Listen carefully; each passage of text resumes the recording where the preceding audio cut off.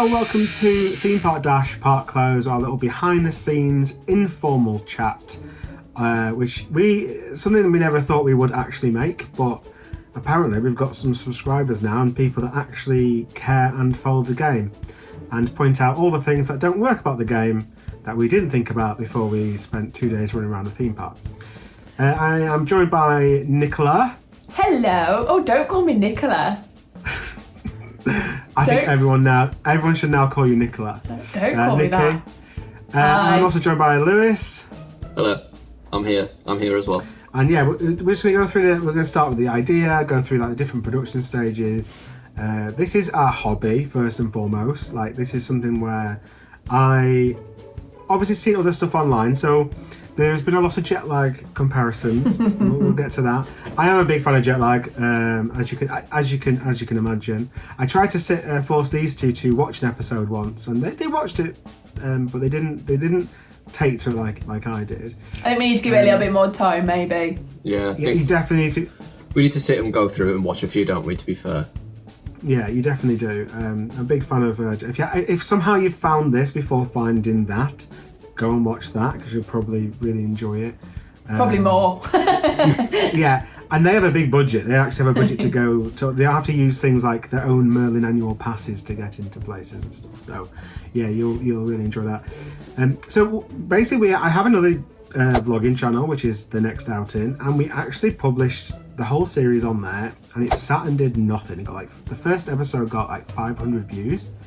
And which was heartbreaking. It was heartbreaking for you. The amount of effort, we kind of watched it, nothing happened with it, and it was really sad, wasn't it? Yeah, it was actually really gutting that. What it did do though is a few friends of mine, like on Facebook and stuff like that, they watched it who would never watch a theme park vlog. They've just got no interest in theme parks, like we have. And same with your family as well. My mum loved it. And they would never sit and watch, other than maybe watching it for us, but they wouldn't really sit and watch a theme park vlog, but they would really engage with the fact of this is an entertainment program first and it's theme park second. We just happen to be doing it in a theme park. So we do that. We do vlogging on the other channel, so go and check out The Next Outing, because that's, if you want to see us literally go around the world to loads of places, then you can see that there. The reason for wanting to do something like this is obviously the jet lag was big inspiration, but there's a lot of theme park challenges. Obviously there's a lot of challenges on YouTube. There's loads of train v plane, a lot of people who do a lot of air mile stuff do those sorts of challenges. But challenges like, Simon do a different challenge every other week. There'll be something that they're doing. And the issue with some of those videos, for me as a viewer, obviously not for a lot of people, because a lot of people like it, but a lot of the time, the ones that happen a lot of the time at the Disney parks over in Florida, is they'll introduce loads of different characters, people who are in the videos. So I've got to learn 8 different people, what team they're on, the rules of the game. So a lot of time it'll be like, we played Monopoly at whatever. And it's really fast paced, and it's to the point where it's all about speed and they have to run from ride to ride. And the problem with that is a lot of the footage, even with a gimbal, will end up quite shaky, and I find it quite hard to watch and understand what is happening. So I wanted to make something where we could actually play a game, but the viewer, we didn't get it spot on, but should have a good understanding of what's going on, and also for people who haven't visited Alton Towers. And also on YouTube to make something which is more than one episode, which YouTube sort of hates. It likes it to be concise and in that video. It doesn't really like it when you make a series of videos these days, because obviously someone in the algorithm could be recommended episode 3. And it's like, well, if you click on that, you're going to have no idea. It's why we lead so heavily at the start with, here's where we are. If you haven't seen the other episodes, go and watch them first. And we do see that quite a lot. So again, in the analytics, we can see people clicking on it. And then one of the heaviest videos that they go to at that point is actually episode 1, because they're getting recommended episode 3 and then they go to episode 1. And also I wanted to do something where the vlogs are quite easy and it's just us with a camera. Normally me filming the majority, and then Lewis and Nikki kind of come and share the car hire cost, basically.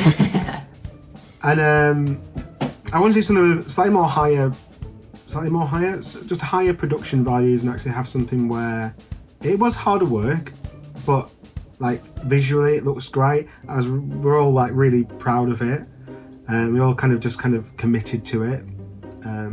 So that was kind of the idea that we wanted to do. The only issue was we had a budget of nothing, and I mean nothing. But I also think it was the main thing for us when you kind of talked to us about it was we've got to enjoy filming it, because I think you can often watch something and go, these people are having a good time. So that was very much like Stuart would give us a kind of idea and we'd be like, are we going to actually enjoy playing that? Is that something that we're going to want to do again if it's successful? Or, you know, we want people to feel like we're having a good time. And although we got frustrated, we generally did. To quote Nikki, I'm normally a good sport. I am. We'll come back to that later, but I am, I promise. We actually had it on the start line, which we'll talk a little bit when we talk about the production, but there was an apprehension of, is this going to work? Is this actually going to work? Is it just going to get halfway through today on the first day and go, actually, this doesn't work at all? But luckily, the actual opposite happened. So, like I say, it's normally me with the camera, and although Jake's done a little bit of vlogging in the past, Nikki's had a little bits and bobs through the next outing. Lewis has never ever held the camera. Nope. Ever. Yeah, I was in the car that once he did, and he was like, my arm's aching. To be fair, I do hold the camera when you two go on the water rides, and I film. That's true. That's the only time I hold the camera. Yeah. So, but what I definitely felt is actually it's really weird. This is a really weird, like non-confident vlogger issue maybe, but like in the UK parks or where they speak English. But to be fair, I said that, but it's less of a problem in the US. I still struggle with it a little bit, holding the camera out. If it's in China and Japan, I don't care, because like if they're going, oh look at this idiot, I don't know that because they'll be speaking their local language and stuff. So, but what did happen was I forgot the outside world existed. Yeah, mate. I forgot, literally, like, we literally went, I couldn't tell you anything else on that day, or those 2 days at Alton Towers of, like, what happened or anything, because I was like, I don't know. I'm just we're in our own little bubble. We were all so invested. And I couldn't tell you I saw anyone else in that park, I just felt it like it was us. Yeah, it did, that is weird. It did feel a little bit like that. And what I did say to everyone, like, if we don't take the game seriously, the video won't work.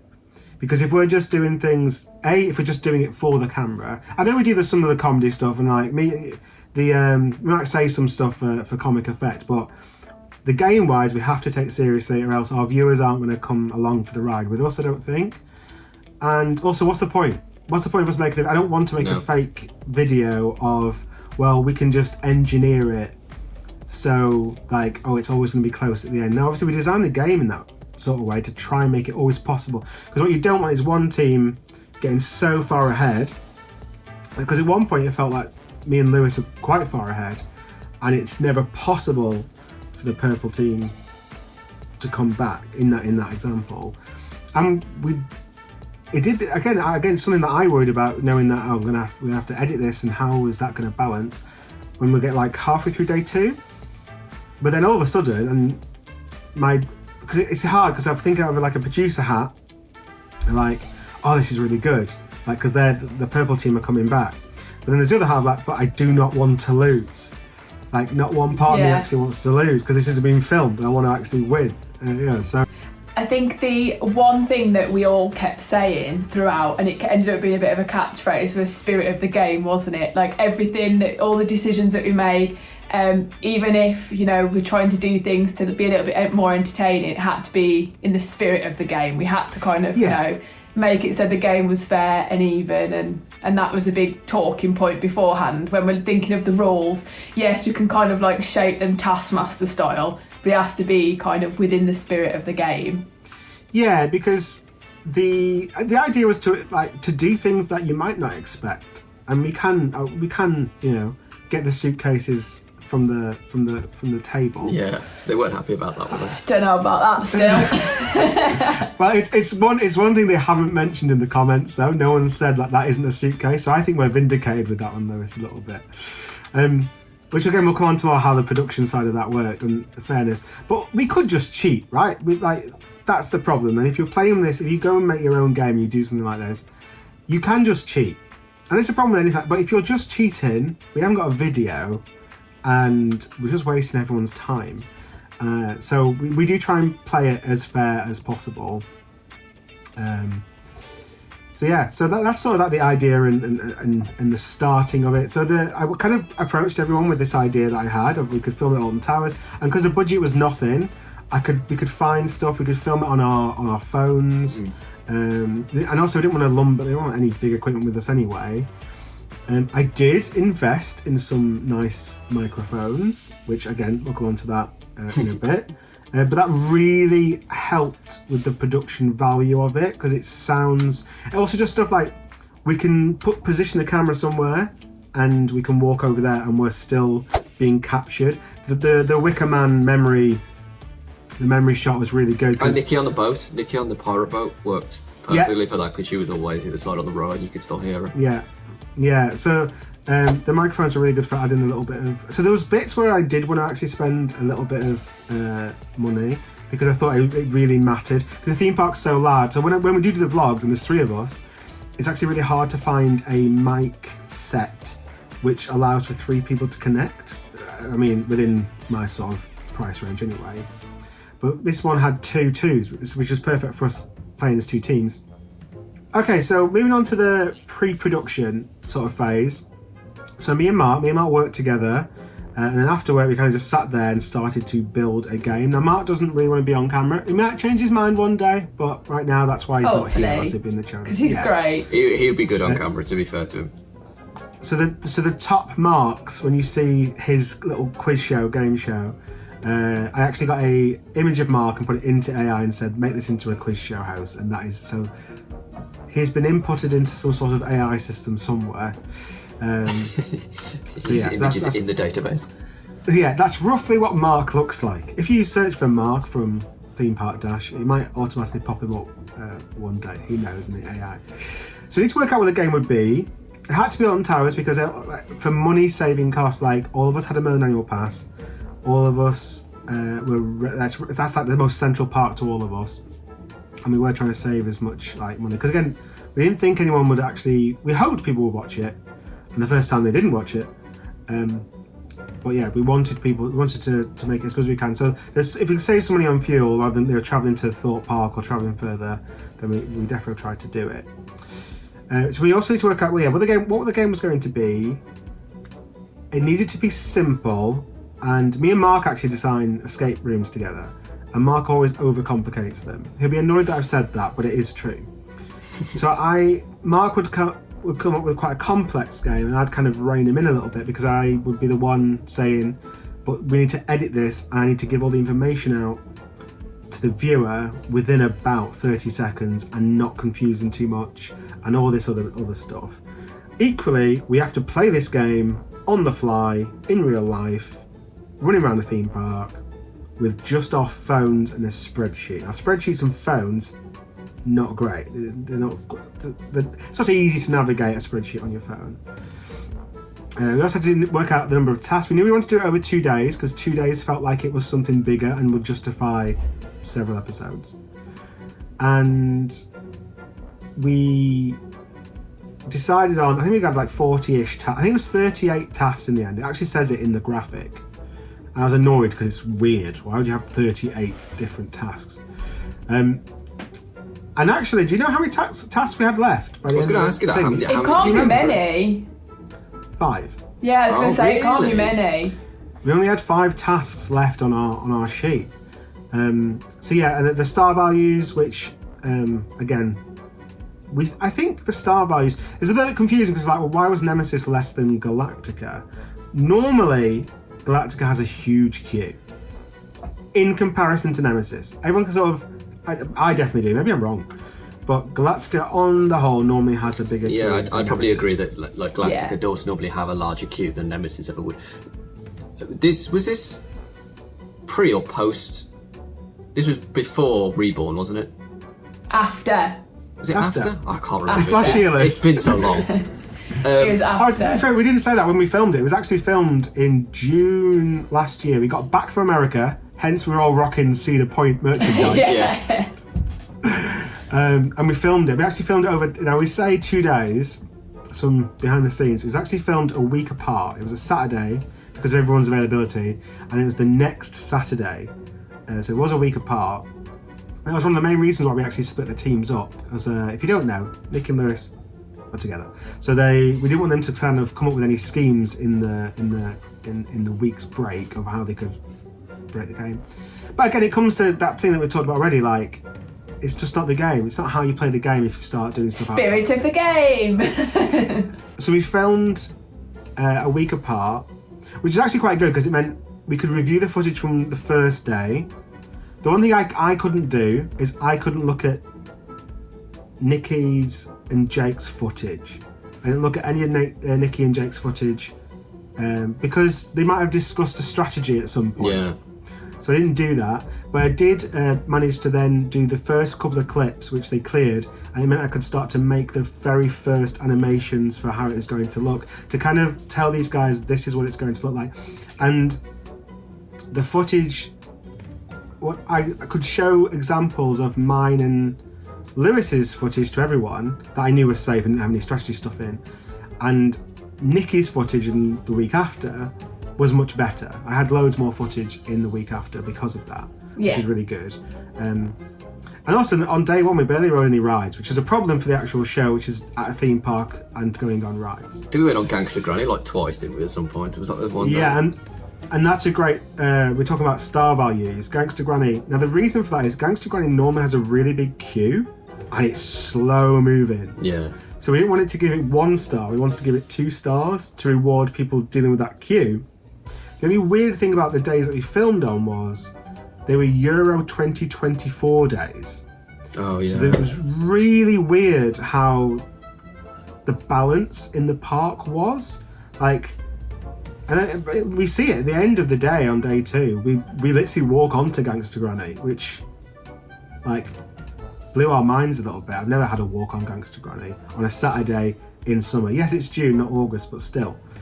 Other bits of the pre-production are that I had an almost script at the start because I knew we'd have to interject it with this, we're at Alton Towers, we turn the whole thing into a board game. I wanted to have a big graphic on that to kind of suggest to people, oh, there's graphics, what's the graphics about? Rather than just being, otherwise it just looks like a vlog, there's 4 of us in a vlog and someone else is also filming in the vlog, which is weird. So I wanted to kind of sell that a little bit at the start, and I knew that was what it was going to look like. And then I give both teams script points on, they had to both explain the game, and I would cut us together, and then we'd then cut to, oh, Lewis is in the dark. No, just gone off. Just gone dark for some reason. And then I cut to us both explaining like, so we need to do tasks in order to earn tickets, and then bam, I can do some graphics to that. And then later on, then again to drip feed the information, I knew I'd have to then go, oh, because we're both being tracked, and then bam, we can talk about being tracked. So it's not just an overload of information. So that was planned of what we would say. Didn't we flip a coin at the start of which, I don't know what we did. What did we do? For what? Who decided which way? Yeah, we did. We flipped a coin to decide which way. Did we? I don't remember that. Did we not? How did we decide who goes which way? I think you would just say, oh, we're going to go this way. And I think we just naturally went in the 2 ways that we were standing in. Yeah, I don't think so. I misremember that. I could be wrong. Maybe we did, but I'm pretty sure we just kind of like, oh, we want to go over that way. And they were like, oh, let's go over that way. The other thing is we knew that Nikki and I had iPhones, so the footage would look, for the most part, very similar. Nikki's phone's actually a little bit newer than mine, so her footage is a little bit better. And Lewis and Jake had Android phones, so we knew then that they could be the one that gets tracked. So it's actually my phone isn't getting tracked because of the battery usage, and Lewis and Jake's phones would be tracked for the game elements. So we could track each other. So that sort of worked well. Mark was suggestive also in the pre-production when we were talking about how it's going to work, and because he's not a theme park geek like we are, I'd be like, yeah, we'll be able to do that pretty easily, or we'd be able to work out what ride this was and stuff like that. So But then he'd come up with different tasks which aren't the non-theme park related tasks, which were quite fun to do. It did make us look a bit crazy sometimes, like building the card tower or Nikki's conversation. Oh, again, we'll come on to that when we go through the production. So finally, for the pre-production stage, the night before I had a Zoom call with everyone, and I think they thought I was taking it way too seriously. Never. Which is fair, because I was. But stuff did come up during the game, which we had actually thought about. A lot of stuff didn't, but a lot of stuff did. So having that chat was really helpful, actually just planning the game of how it's going to work. Bear in mind, in my head, I kind of understood how the game would work, but these guys were all going into it until that day before. They knew they were coming, we knew they had the filming dates, but they didn't have actually any idea of really what the game would be, what the sort of tasks would be. No. And also I wanted to check, are we okay doing these tasks if they do make us look a little bit silly? Because there's not really any embarrassing ones. Not really. Speak for yourself. No, you made an embarrassment out of yourself. That is different. I think I was at a benefit though, to be fair, because I had you on my team, so I could just kind of like, well, the game is up to you. Like, I can just leave you to kind of run it, and I'll kind of just plod along. I'll obviously get involved, but whereas the other two, they were a little bit more blind going into the game, whereas you kind of had an idea of what would work, what wouldn't work, and how the tasks are meant to come out and stuff. So I think I was at a benefit. I think for me and Jake, the biggest kind of disadvantage I think that we were at, which I think would be different next time, was like how far to push things. So I think you'll notice watching it, and I think a couple of people have noted like, oh, Stuart and Lewis have cheated. I don't think they did. They were just kind of more thinking outside the box, whereas me and Jake were really conscious of like, we don't want them to watch it back later and go, like the picture in the park, we took so long on that because when we were looking for the distinctive features, we were thinking way too much into it. So I think it was a little bit more about knowing what we can push and what we can't. So I think next time, I think we'll be able to nail that a little bit better. I did actually look back through the rules document. The rules document, do you know how big that document is? Yeah, it was large. It was big. 13 pages it was. There's some bits in there like the intro script and points and stuff, but 13 pages. But it does mention in there, and it talk about the inspiration, Taskmaster is another one. It's another huge one. We love Taskmaster. And we wanted to encourage that lateral thinking of, okay, well, like Lewis did with the suitcases, we're like, that is a suitcase. So you've done the task because you've done it that way. Anything that we weren't allowed to do would have been put in those. It did, because there were some rules that obviously they never saw, but anything that we definitely weren't allowed to do would have been in the kind of like additional rules section. So things like bending the cards. Never said I couldn't bend cards, so I bent the cards. But yeah, a few people asked about that, like, and the issue is when you're editing stuff, like some of the rules are like a paragraph long, and that's just, it's too big for the graphic. It's too much to take in. Yeah. You don't really need to know about it. You just kind of got to kind of come with us and go, yeah, literally trust us and say like, if it was against the rules, they wouldn't be doing it. So there probably is. You can always assume there's probably a rule in there, so they haven't just sellotaped all the cards together or something like that. And me and Jake would not have let it slide if it was cheating. We would have demanded those points back. And that brings me to Mark reminded me, because Mark knows we're filming this. He said, make sure you just remind everyone that I stopped for about 20 minutes of my wife's birthday meal. He did. To decide whether it was or was not a briefcase. Yeah. He did. Because we were unsure as well, so we used Mark as a referee, because obviously I can't be, even though I helped design it, I can't be the referee for it. So Mark was the referee and whatever he said. So again, we've got footage of us on the phone. Lewis, you filmed me on the phone, if you remember, to Mark on this. But you don't really need to see it, like, really. Again, because what is important on YouTube is pacing. Let's keep moving. Let's keep particularly when at the start we fail every task. So we've got big chunks of time where, we don't do anything. Something that has been asked about is the timeouts. Now, it's a 2-day game, and half an hour is people feel like they're a bit too harsh. And they are a little bit harsh, particularly if you get several back to back. But I feel like we have to be relatively harsh with them. Otherwise, we would just keep skipping tasks until we found a task we were just happy with. Yeah. So it encourages us to go and do the task, even if it hasn't. Maybe. And also, I can only think of maybe dropping it down to 20 minutes. I think 15 minutes is too quick. Like, you can go get food. It'd take 15 minutes. Like, so therefore you can just waste your time doing that. 30 minutes, I think, is probably fair. If maybe 20 at a push to drop it down a little bit, but I think it's fine for the amount of time we had for the timeout. Because, like you say, it's just going to make people like skip the task. Because that's what we were all worried with. They're just going to skip that task because they're not like the golf one. Well, they're just going to skip that. I was just about to say, and so, I think with the golf one, and I think me and Jake had a big debate. I don't think it was all in there about whether we should even bother with the golf one. And I think if that had been 15 minutes, we wouldn't have bothered doing it. I think some of the golf one it's not really good content, so we'll give it a go. But yeah, I think if that was 15 minutes, we'd be like, it's going to take us 15 minutes to walk there. So. And in the grand scheme of the day, you've got to remember these are long park days. Half an hour is not as much as it feels kind of on the videos. Well, a lot of the time, so in that half an hour when you failed the mini golf, you went to the hotel and got lunch. Yeah, so we did, yeah. But that's just not entertaining, so we don't show you that bit. It slows the video down if you're like, we're just going to step in for some lunch now. So those actual timeouts do actually come in quite useful. I think we did the same. So after the monorail, we literally went and got some snacks because it was about lunchtime. And you're thinking, well, hold on. It started at 10 a.m. or just after 10 a.m. Just remember, everyone, what he just said. He made us go through all of the rules the night before. The night before we went out, he made us sit on a Zoom chat and go through all of the rules.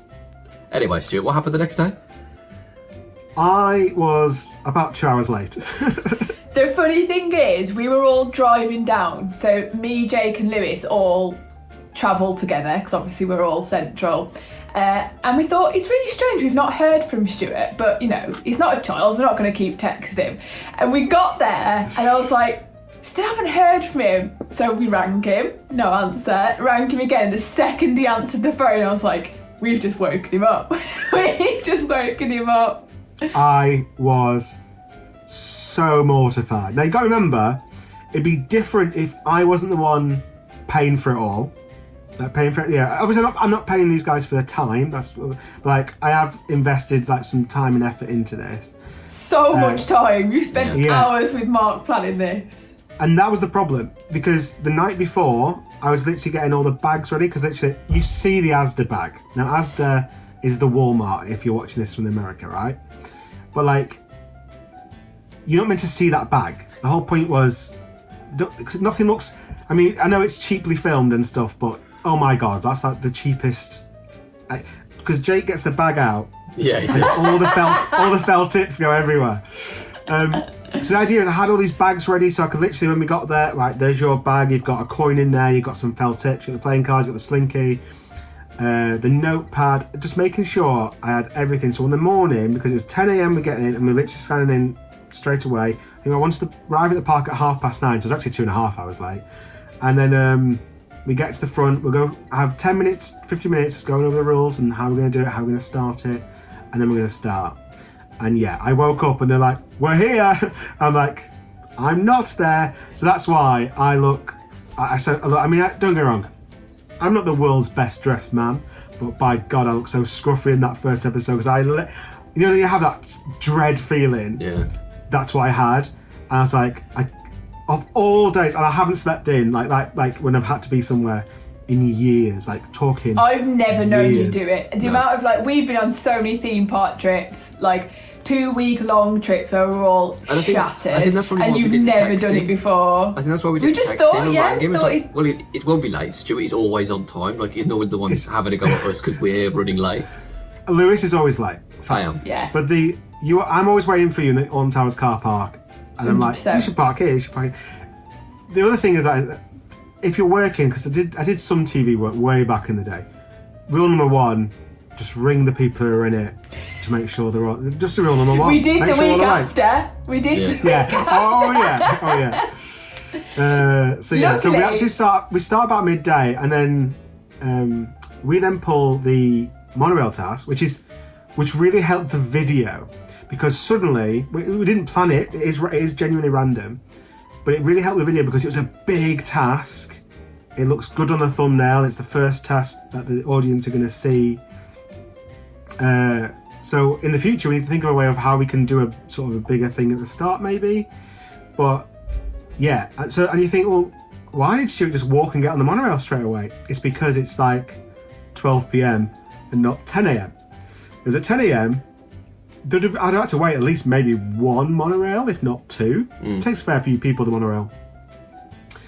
Which brings us to the next question of why didn't Lewis, I promised this in the finale, why didn't Lewis run? I'm not having this. Genuinely, I'm not having this conversation again. Well, you just walked, mate. That's all you did. When I saw the footage, I was livid. In fact, you know I've seen the footage because in day 2, I mention it. I'm like, you didn't run against the monorail because you said I had to run against the monorail yesterday or last week, whatever.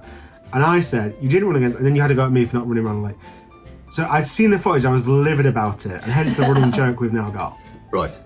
Let me have the floor, and let me finally put to bed the running against the monorail. So, I think a lot of this came. I would argue a lot of this game came from originally a long time ago. I said, I wonder if it's faster to walk against the monorail or get the monorail. That was from years ago. We all thought the same thing. Everyone's thought it. Can you walk faster than because if you don't know, the monorail takes a long time because it can get quite big queues in the morning. But also the distance from where the monorail is to the park gate is probably like what, 15-minute, 20-minute walk, roughly. It's 1.5 kilometers, I think. That's what my graphic says. It might be wrong. Someone will find out how long it is. But we always kind of wondered whether or not you could race it or get there faster than it on foot because we'd wait in that queue for the monorail for potentially half an hour sometimes and thinking I could have walked in this time to the front of the gate. So obviously I get that challenge saying you got to race the monorail, and I was like, oh, here we go. I can finally put to bed the age-old question of is it faster to walk or run against the monorail? I wasn't dressed to run against the monorail, I will start by saying. It was a very hot day. It was hot. It was a very hot day to be running, and I was wearing quite a thick t-shirt, jeans, and probably not the right shoes to be running. But I did run, and I didn't start off running, because when you come round, you go past the toilets and then past the car park towards the Galactica entrance by the hotel. So that bit, I even said, like, I'm not sure how fast I should be running at this point. Should I be, like, light jog? Because I didn't want to, like, absolutely sprint and then be knackered by the time I got to round the corner. So I kind of, like, light jogged a bit. And then I think I saw your train that you would be getting coming into the station. I was like, right, I need to now pick up the pace. So at that point, I turned my phone off record. My recording wasn't happening now because I didn't think I could run and record at the same time. Well, I knew I could, but like I thought I would be able to run faster if I could have both of my hands running at full pelt, and which I did. And then I kind of got around the corner. I was like, right, I need to slow down a bit again now. And I got my phone back out. I was like, right, I've made it round this point. And it was the bit where, if you know, in the car park, it kind of gets gradually, well, you two both run the half marathon round it, so you'll know, but it's quite steep, but like a gradual steep for quite a sustained amount. It is very steep. It's steep, but it's not like vertical, but I'm talking, it's for a long time, it's quite steep. Yeah. So that bit I kind of like, I would say I fast walked, but these two all think I walked I haven't slowly. said anything. Yeah, but you chimed in when he started. No. And then when it went downhill again, so I ran. I know I ran past that bit full pelt because I nearly took out a small child who was round the corner. Do you know where the traffic lights are? I went round the corner and there was a child standing there and I nearly ran into them. And I ran round that bit and then I kind of jogged the last bit, and by that point I had no idea where the train was. I was trying to work it out, trying to look behind me to see where the train was. And as I was coming to the car park where the electrical charges are and where like the drop-off point is, that car park, that's when I was like, any second now that train's going to come round the corner, I know it is. So I kind of like picked up the pace a bit and then I saw it and I was like, there's no way on earth I could pick up that pace. But I thought, well, I'll try and go a bit faster now because sometimes it does wait at the end before it goes into the station, but it didn't, and you just kind of gone straight into the station. And I thought there's no point me running at this point, I'm just going to walk the last part of it because I'm not going to knacker myself out. So that, I should have run faster, I should have wore proper stuff. Yes, I agree with you. Next time maybe if we do it again, I will redeem myself by doing a can Lewis actually run? And I'll wear proper running stuff and I'll go as fast as I possibly can. One comment said, why didn't he just give his bag to the other guy so he didn't have to also run? And I literally said, Lewis, I can just take your bag. He did say that, and I don't. You know what? I don't know why I didn't give it you. I think you're just very protective of your stuff. That's why. I think it had my jacket in it. I think that it wasn't. There was nothing in it, so it's not like Jake when he had all the books and stuff. Did I have that stuff, or did you have that stuff? Whatever was in it, it wasn't very heavy. I think it just had my jacket and my battery pack, and I think that was pretty much it. So it didn't weigh anything, so it wasn't like that was what was hindering me. So although no, I don't think there was anything in it. So I probably could have given it to him, but at that point I was like, nah. I think I was just kind of like, I just need to go. If I go now, I've got more time in going, I suppose, was my kind of idea. But no, I probably should have given it him in hindsight. You know what I would love to see? I would love to see all the people that have watched this. I'd love to see when the season starts and Towers opens, everybody give it a go. Send us your videos. Send us your videos. Let's see if any of you guys watching can beat Lewis, because I think that would be hilarious. Even just go full on sprint. Just try and sprint as fast as you can. Yeah, from it is really hilly. So far. It is hilly as well. The ironic thing is, obviously I'm a bigger guy, but me and Nikki ran the Alton Towers half. I did the year before as well. But I thought, we literally thought for a shorter distance, Lewis should be fine to go probably at a higher rate than I will, because I'm not a fast runner by a long stretch of imagination. But yeah, I think another problem here, and we do see this a couple more times actually in this series. We're not going to go through every task, but the inexperience of filming if Lewis had just filmed, even if he was just recording whilst he's really holding on to his phone, that footage of him running, I could have included that. That's why there's a lot of me talking absolute rubbish in the monorail. That was the first time I'd ever recorded myself with my own phone, on your own. I've never ever used my phone to record myself like that. And so that's why it's kind of all a bit low below my mouth, and kind of I don't know what I'm doing with this. Yeah, it's I don't know how to do this properly. And also I was running through a crowd of people to get to the house, so automatically look a bit weird. Yeah. So I think there's a few instances of that as well, and we get better at that within the first few tasks. Because we sort of forget about the outside world, like we said. But you can definitely tell that in the first few clips. But also Nikki on the first day, this didn't happen on the second day, but on the first day, the catching Alton bear. Oh, that's devastating to me. That whole thing was so sad. But you magically get to the front and you did. To be fair, the important bit you did get. To be fair. I think the problem, we never see that journey. The problem is with that is we had kind of ran, and then we were like, "There's no chance that we're gonna see the bear." So we kind of we're still kind of running, and then literally the bear showed up out of nowhere, and I was fumbling around with my phone to try and get it to record. And that really upset, because that footage would have been great, but I just couldn't get my phone out to record quick enough. Running and holding the phone, just having it on, it doesn't matter if it looks rubbish, I can cut it out later, but we've learned that. And there's another one as well, the fish. So the fish, the 5 frames of fish that you see is a live photograph. And it's every individual take of the live photograph, because Nikki just ran in there and took a picture of them. I think it was because that was a perfect moment where sometimes when we were playing the game, you would forget that you're doing it for content. So the task was take a picture of a fish. So we'd completely forgotten that we were getting content and was just playing the game. So we'd ran in, and I just took the photo for the task, and then as we came out, I said to Jay, I completely messed that up because I forgot that we're getting content because we got so into the game. Yeah, but then the good thing about doing the 2 days and doing it a week apart, so we had time to review some clips, was the fact that they didn't happen again, and I had a lot more footage in and that's why episode 1, and also me being delayed for 2 hours in the first episode. That's why we're aiming for 3 episodes, and there was just so much stuff that we had 4, and we had 4 long episodes. That's another thing with YouTube, is to try and launch with a 40-minute video. It's difficult. 20 minutes is normally around the sweet spot. We have a 40, a 30, episode 2, and episode 2 is my favourite because it's the 2 chases essentially. and then we have a 40 again. I think the last one's a 50. Now, the last one, if anyone's watching the last one, they're in. They've committed to us, and great. So that's fine, making that one a little bit longer. But yeah, it was that's why it's day one is a lot shorter than the rest. So then we have the first sort of cliffhanger, which was commented on, but it does have cliffhanger.